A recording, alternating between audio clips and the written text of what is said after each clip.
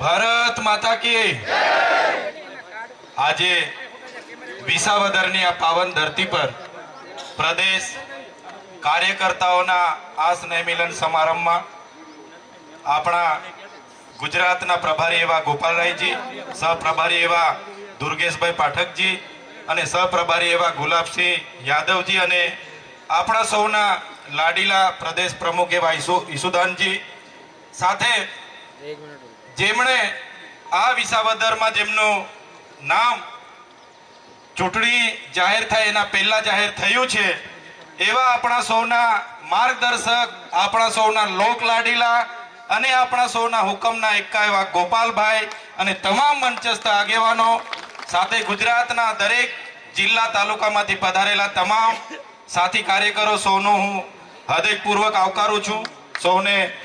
સૌને મારા નમન કરું છું. સાથીઓ,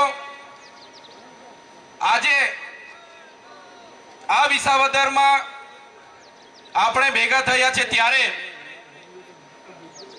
અમે હેમંતભાઈ હોય, આપણા 4 ધારાસભ્ય અમે વિધાનસભામાં હોય, ખેડૂતના પ્રશ્નો હોય, વિદ્યાર્થીઓના પ્રશ્નો હોય, મહિલાના પ્રશ્નો હોય, દલિતની વાત હોય, આદિવાસીઓની વાત હોય, માઇનોરિટીની વાત હોય કે કોઈ પણ પીડિત સમાજની વાત હોય, ત્યારે અમે વિધાનસભામાં જે તાકાતથી રજૂઆત કરીએ છીએ ત્યારે વિસાવદરની જનતાને વિનંતી કરવા માટે આવ્યા છે કે એકવાર ગોપાલભાઈને આપણી બધાની મહેનતથી વિધાનસભામાં પહોંચાડી દો. અમે ભાજપના તાનાશાહી સામે પહોંચી વળવા માટે તૈયાર છે. એમના ભય ભ્રમ ભ્રષ્ટાચારની જે રાજનીતિ છે, આજે આખા ગુજરાતમાં પોલીસના ઉપયોગ કરીને જે દબાવવાની વાત ચાલે છે, જે એમને ખેડૂતોની રીસર્વેના નામે જમીનો પચા પાડવાની વાત ચાલે છે, મગફળી કૌભાંડની વાત હોય, ડાંગર કૌભાંડની વાત હોય, નકલી કચેરીની વાત હોય, નકલી અદાલતોની વાત હોય, નકલી આઈએસ આઈપીએસ ની વાત હોય, તમામ મોરચે આજે અમે માત્ર 4 ધારાસભ્ય છે પણ વિધાનસભામાં આખા સરકાર સામે અમે ઝૂક્યા વગર લડીએ છીએ. ત્યારે આપણા ગોપાલભાઈને એકવાર આપણે વિધાનસભામાં પહોંચાડી દઈશું. એ દિવસે આ ભાજપના સરકારને પણ આપણે છઠ્ઠીનું દૂધિયા દવડાવી દઈશું. આ મંચ પરથી રાજુભાઈએ કીધું કે પોલીસ આપણા કાર્યકર પર દમન કરે છે, ખોટી એફઆઈઆર કરે છે, દબાવવાની વાત કરે છે, પણ આ મંચ પરથી હું તમને કેમ છું, અમે પણ વિસાવદરમાં મહિનોથી રોકાવાના છે. આપણા એક પણ કાર્યકરને કોઈ હાથ લગાડ્યો છે તે દિવસે પ્રશાસન એમના નેતાઓને પણ છઠ્ઠીનું યાદ અવડાવી દઈશું.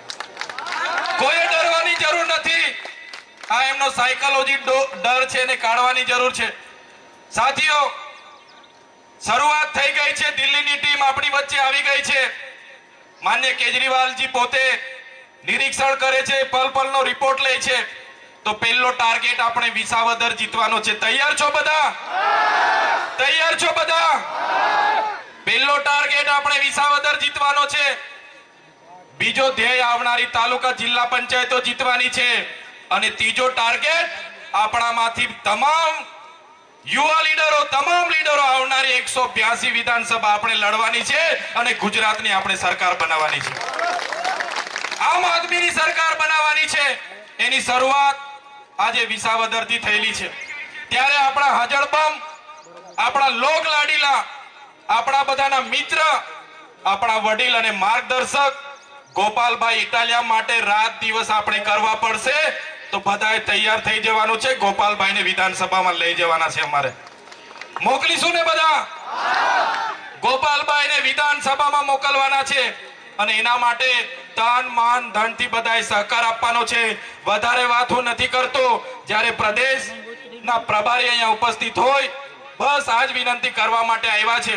તમામ કાર્યકર્તાઓ, તમારાથી જે પણ મદદ થાય આ ચૂંટણીમાં ગોપાલભાઈને વિધાનસભામાં મોકલવા માટે તન મન ધન અને સમય બધાએ આપવાનો છે. ધન્યવાદ.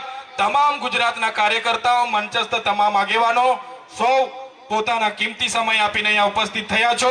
સૌને મારા હૃદયથી નમન કરું છું. સૌનો આભાર માનું છું. ધન્યવાદ.